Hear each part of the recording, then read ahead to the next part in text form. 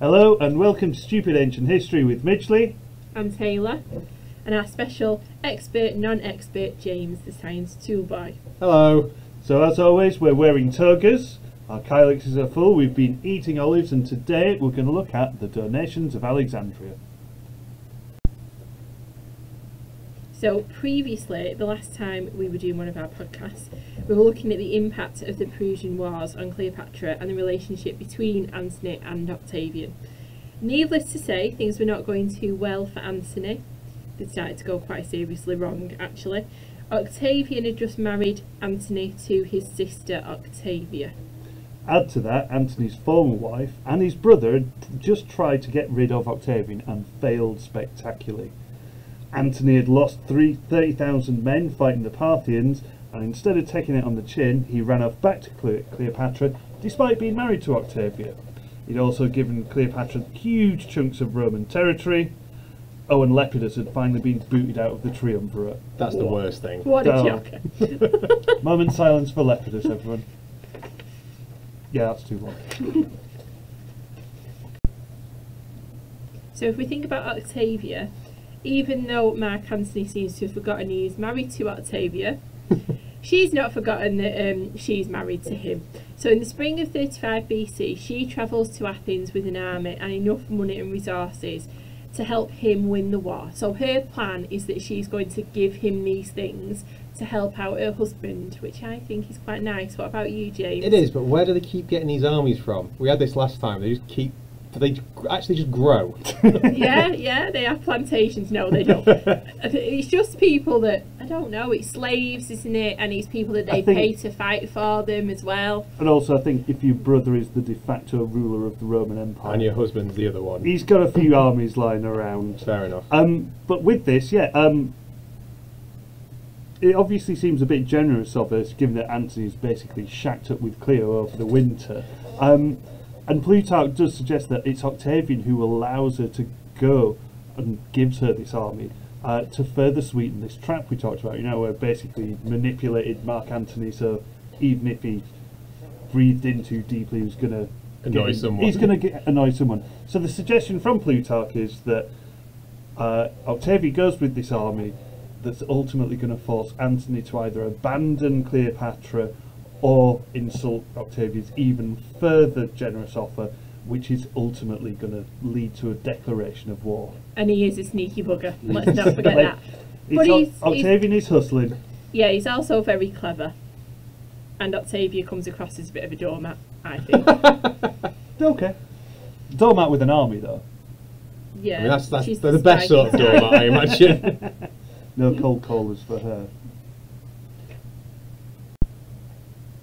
So Antony finds out that Octavia is kind of on her way, and instead of being a nice husband and saying thank Grateful. you, he acts like a complete, Thanks for the army, love. he acts like a complete doofus and basically just sends her a message telling her to stay in Athens. He doesn't want her, still wants her army though. That would come in quite handy, but he's not bothered about seeing her. So he doesn't want this uncomfortable meeting between Octavia and Cleopatra, because That's kind of fair enough. I mean, what husband wants his wife to meet his mistress? I mean, some men like watching women fight, don't they? So clearly that's not something that he was into. When your wife's coming again with an army, it's not going to be that easy to smooth over, isn't it? Anyway, but she begrudgingly agrees, again, maybe a doormat, maybe just smoothing out this trap. She agrees, but she also agrees to send him the soldiers anyway. So she's going to stay in Athens, he's getting the soldiers. And you can, at this point, you can literally hear Octavian sharpening knives. I was just going to ask, like, her still sending him the stuff, is that at her own decision making, or is that Octavian kind of giving her a bit of a nudge? It's Octavian, It's really. Octavian. Because if she does that, and then she just kind of gets left and abandoned by Antony, which is what's happened, then it makes her look like the hard done to woman. Yeah. She's been wronged by him because he wants to be with Cleopatra. So it basically makes him look like an absolute idiot, putting it politely. So is the narrative for the Roman people still this evil harlot foreign seductress? Yeah, I mean, Antony deserves a slap. If he was my husband, he'd be getting a good thump. But yeah. Basically he wants Octavia's cake and to eat Cleopatra's cake as well. And Octavian gets to be the angry brother in all of this. It's a lot of cake. He's a big fat lad.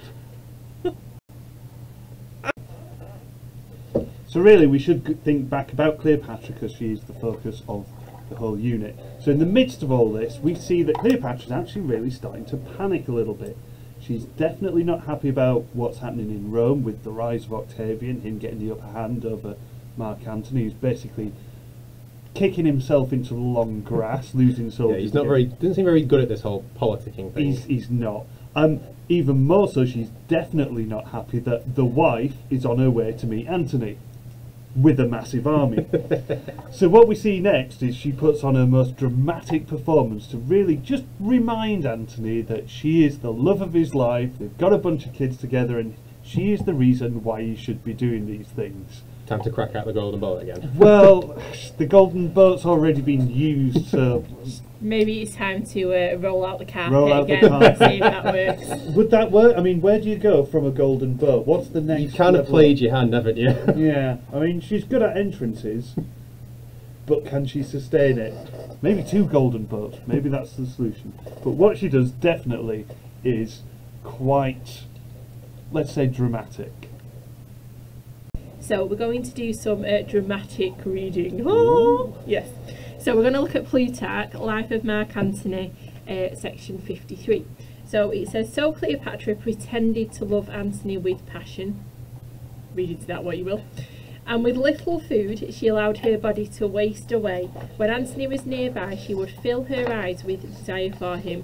When he went away, she would look faint and ill. That's probably because she's not had any food. Yeah. Yeah, so what an idiot. I would not stop eating for anyone. She would always find ways to be seen crying, and then would quickly wipe away the tears and hide them, as if she wanted him not to notice them. So, James, we know Helen's views on not having food. Never. Your thoughts? She seems. Well, she's always seemed better than this up until this point. It seems like she's trying to play this like weak woman who's kind of, you know, malnourished without her man. Yeah. This is a bit pathetic, isn't it? It is. I agree. She's playing the ultimate clingy girlfriend. I Yeah. can't live if you're not here. I'm going without food. Oh, look at me, wasting away. Wasting away. Oh no, I'm not crying. Obvious crying. Yeah. You know. She's better than this. She's always seemed to not be this damsel. But then you've got to think, is she really this bad? Or is she actually being very clever? And is she putting this on to try and get him to stay? Maybe and try she's and doing make this him because feel she's- sorry for, She's you know, run for out of her. golden boats. Yeah. When golden boats don't work, how do you deal with the situation? You put on the waterworks. She's boxed into a corner. Octavia's coming with the solution to all his problems. Maybe she's thinking, she's been the complete opposite, hasn't she, to what they would want a woman to be like. Oh, and yeah. he's worked up to this point, but now he's still leaving her. So she's like, well, I've already done me, so maybe I should try and be like a weak, pesky Roman woman. Yeah, I've done and, I've done the strong flail. independent thing. I'm now going to be a bit pathetic. Yeah, and see if that works instead. She's definitely, she's pulling the heartstrings pretty hard. I mean, she's almost kind of like ringing him every 2 minutes going, what are you doing now? What about now? No, you hang up. What about now? It's that she's going for the complete saccharine. My life is nothing without you. She's like a bad 80s power ballad. She's like a Hallmark card. She's a Hallmark card. She's a Hallmark that card. when you open it, a bad 80s power ballad plays With confetti. and confetti flies out. At You just you. get a text thinking of you. No! No. It's the 3-hour phone She call. needs to get a grip basically and go and have something to eat. That's what she needs to do. And then she might feel better. If she gets drunk as well, it's all the problems out. Oh no, she'd be Be even more fine. weepy. Oh, true. But obviously, we're poking fun at her. We've got to remember. I mean, they've had 3 kids together at this point. Oh, I Anthony thought it was and just Cleopatra. 2. So the No. sun and the moon, you mentioned Sun that. and the Moon, and then the 3rd one that popped out last session. Oh, Yeah, forgot but about that one. You don't have to love someone to have a kid with Well, you. do not listen to that saying. internet world. Of course you do. But she obviously does have feelings for Anthony. If she feels she is going to lose him, she's clutching at all the possible straws. Whether she did this or not, it's a nice exaggeration, though, isn't it? From all Yeah. these Roman writers, if they can paint her as the ultimate psycho girlfriend, you know, keeping a bundle of Mark Antony's hair on her pillow. Oh, God. She's ready to like cut the head off the Care Bear. That's what she's going for. It's oddly specific. You've done that. No, I would never deface a teddy bear. But yeah, we can obviously suggest, all things aside, it's probably an exaggeration, just to emphasise the length she will go to. She's not ashamed to degrade and debase herself in this manner when all golden boats don't work. So we're on to the main event, which is the donations of Alexandria. So by 34 BC, Cleopatra's plan, or Antony's general disinterest in Octavia, had kind of come to fruition. So Cleopatra's won, basically. He formally severed ties with Octavia after he borrowed her army. You get the goods first. And then he heads off to Alexandria with Cleopatra, and we would imagine the Sproglets in tow as well. So he'd recently won a battle against the Parthians in Armenia, so entered Alexandria with a great procession, basically like all the people that he'd taken as prisoner, to show off a kind of his triumph, dressed as Dionysus. That's the god of wine. Yeah. So it was very much like a Roman triumph, where they would come back to show off how successful they've been in a military campaign and have like a big procession. But this would really have annoyed a lot of the Romans, because triumphs were not something you just did willy-nilly. They had triumphs could only really be held in Rome, because you had to do lots of kind of sacrifices and offerings to Jupiter through the high priest of Jupiter, who only lives in Rome. They had like special arches you had to go through, special rules about who could be on a chariot and who couldn't. So Antony doing this in Alexandria, it's a bit like holding a royal wedding in a working men's club in Grimsby, with your mate Keith officiating over the proceedings instead of the Archbishop of Canterbury. This is not how the Romans did it. It's pretty sacrilegious, and again, it's Antony claiming glory where maybe he shouldn't have done. I was going to ask, is this like an intentional slight, or is it just being a bit tactless? I think at this point it's becoming pretty intentional. He's almost wiping his hands of this. I mean, he could technically have gone back to Rome to have his triumph, but I imagine he wants to stay as far away from it as possible. He just doesn't care anymore, basically. No. He's just like, whatever. He's at the point where he's just like, don't care anymore. But there's more. More? Yeah, I'm afraid so. I'm getting fed up with him. I liked Antony, but he's not very clever at this point. Is it too late to change my Snog Mario Boy dancer? I'm afraid, as Cleopatra's probably thinking, yes, it's too late. You've just got to suck it and see. It just shows that you're a really bad judge of character. Shut up. Living up to your stupid reputation, that's all I'm going to say. Just because you wanted the bookish weirdo. Exactly. Anyway, before you two fight a bit more. So after this grand procession, a few days later, Antony decides that's not grand enough. So he calls a massive assembly of all the people in the gymnasium in Alexandria. Big open space, lots of people. Sounds fancier than it is. Yeah, it's not like a bunch of gym lads. I say that gymnasium didn't sound that fancy. It's a big open square where you can get a lot of people in. So he calls all these people to this assembly, and he and Cleopatra are there, and they're sat on this plinth on golden thrones. She's obviously dressed up, presented as the goddess Isis, who's the Egyptian goddess of fertility and all things lovely and feminine. And does he turn up as Antony or as Dionysus? He turns up as, well, at this point, the two are probably one and the same, in his mind anyway. I think he is dressed as Dionysus. He likes that. He's got I mean, it's a good costume. He's used it a couple of times. He used it in Greece. He's used it as gets his money out of it. I mean, it obviously wasn't cheap. But they're there presenting themselves as gods, and also their three kids are there, and Caesarion, who are also all sat on golden thrones with them on this plinth. So there's a lot of thrones going on. A lot of golden thrones. Yeah. So, James, can you remember those countries that Antony gave to Cleopatra as a gift?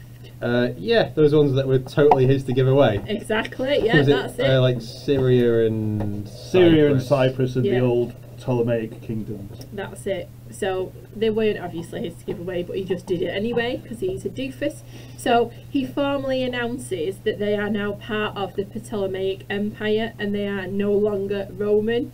Now, I'm not being funny, but of all stupid things to do, that is probably one of the most ridiculous things that he could possibly do. It's going to just annoy everybody. I mean, would you agree? What do you think? At this point, it seems so stupid. Is he also like wanting a fight with Octavian? I think he's given up all hope of Yeah. asking. I mean, clearly as well, they didn't ask these people whether they wanted. This makes Brexit look pleasant. I was going to say, it's starting to look more and more like a Donald Trump figure, isn't it? Just does things, doesn't think He had an about the idea implications. and then just said it and then saw what happened next. So he also, as if that's not bad enough, There's more. he also formally declares that Caesarion is the legitimate heir to Caesar and that he would rule with Cleopatra and their other children would also be legitimate heirs. Yeah. And they're also going to split the Roman Empire up as well. Oh, I'm just shaking my head at this point. So obviously Octavian's not going to be too chuffed that Caesarion, who's been with Cleopatra all this time, is the legitimate heir to Caesar. Yeah. And then these two other kids are going to rule Egypt and now half of the Roman Empire. I mean, Octavian's going to be really annoyed because they're saying that they're going to be in power instead of him. Every single senator in Rome is also going to be really annoyed because they're losing control over Rome. And even the Roman people are going to be pretty peeved because they're losing their entire country. It's literally like after Brexit. Yeah, after Brexit, someone going, all right, this part of the country, you're now controlled by France. Bye! It's just ridiculous. It's absolutely stupid. You can tell where this is heading, can't you? Somewhere happy? For some people. But not many.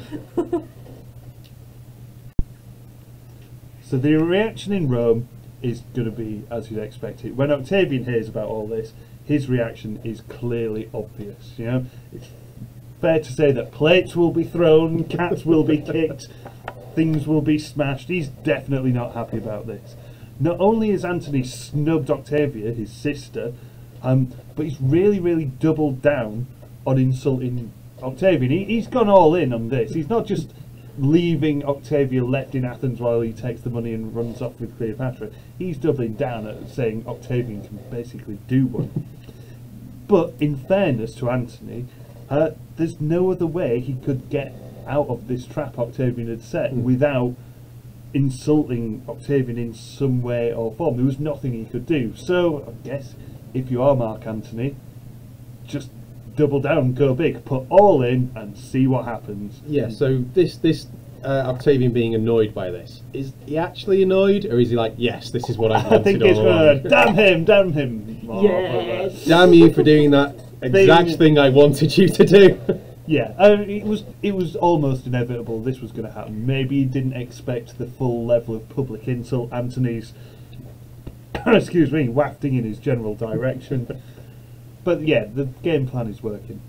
So, one good thing though for Octavian is that it gives him a legitimate excuse that he's been looking for to declare Antony an enemy of Rome and also to declare war on him. So, in that way, yeah, it's definitely kind of worked in his favour. He's got what he wants. It sounds like he's giving him more than an excuse, giving him a couple. Well, yeah, and also by doing that, because of the way that everything's happened, because of her positioning, it makes Cleopatra an enemy of Rome at the same time. So it's like they're both now on the hit list. There's no amount of golden boats that can get you out of this. I mean, the other thing that you can think about as well, when we're thinking about how he annoyed all these different people in Rome, you've got to think, how would his veterans have felt if they've been fighting to kind of expand the Roman Empire for the glory of Rome, and then your idiot of a commander is like, yeah, thanks, but I'm just going to give it all away. I'd be like, what an idiot. I can't say what I'd actually think, but it's like, what an idiot. You would not be happy. This so, is yeah. some boobala right here. So you're thinking, is he actually going to have an army to even fight with against Octavian? He's got the Egyptian army. But Sort of. What are Yeah. they worth, though? Not an awful lot. But yeah, so Cleopatra is now burned. I mean, her best plan of a best solution maybe would be to dig out the old carpet trick. Just get in the carpet and go. Just flee in a carpet. Because Octavian is definitely now going to be coming for both of them. So all of James's heartbreak about what's happened with his former favourite Mark Antony. It's just constant disappointment to me now. We've got to think intelligently. It's hard at this point. About how this all fits in and this idea of causation. So if we think about the causes of the final conflict between Antony, Cleopatra and Octavian, then the donations of Alexandria, they are definitely the trigger. They are the straw that breaks the camel's back. They're the final thing. They are like the assassination of Archduke Franz Ferdinand before the First World War. This is the thing that kicks it off. But as we all know, you can't just say there's one cause in isolation. We've got to be aware of other things going on. So there are other underlying causes that we've been looking at kind of from the very start of the podcast that we started doing. They've all been leading to this. Yeah. So the fallout from the Civil War, and the end of the Republic, the relationship between Caesar and the Senate, and then between Antony and the Senate. Obviously that's going to cause massive problems that are just going to kind of keep going. The system of government no longer exists. Then throw into this, you've got this power vacuum. When Caesar declares himself dictator for life, that's fine, as long as he's alive. When he died, then you have this vacuum with no clear succession. Even though he says in his will, Octavian will be my successor, but no one wants that will read. Because everyone's worried what he's going to have said in it. You know, Octavian as well as Mark Antony. And you've also added into that, you've got that power vacuum, but then you've got these really, really ambitious two individuals that think that they should be the next person that's in charge. So Antony and Octavian both see the rulership of Rome as their kind of rightful role. Okay. And so they're constantly going to be fighting against each other, as well as everyone that is supporting them as well is going to be kind of added into the mix. Their personal chemistry doesn't help either. The fact that they don't trust each other and dismiss each other. It sounds like they are polar opposites. You can get two people less alike. No. It's like a really, really, really shaky coalition government. It's really shaky. It's that shaky they've had to draft in Lepidus as the stabiliser. I was wondering, is there no chance of a happy ending where he swoops in and sorts it all out? It's not that kind of thing. Mr. Beige does not become interesting all of a sudden. He's still in Africa going, what? What's happened? And obviously, to add fuel onto this already smouldering fire, we've got to throw in the role of Cleopatra, her ambition not just within Egypt and securing her role in her dynasty, but right from that first meeting with Caesar, her ambition to influence and not quite manipulate but guide the wider Roman world. She's had that initial step up into really significant power, and she's not wanting to give it up. She latches onto Antony. We saw how that ended up. She's not fully responsible, but she has not helped. But ultimately, donations of Alexandria, they are the last stop on this long and painful road trip of Mark Antony's descent into stupidity, according to the sources. So there you have it, the donations of Alexandria and the final straw in the long-running feud between Antony and Octavian, with Cleopatra firmly in the middle. Thanks for listening. As always, we hope this has been helpful. Leave a comment below, and until next time, goodbye. Bye. Bye.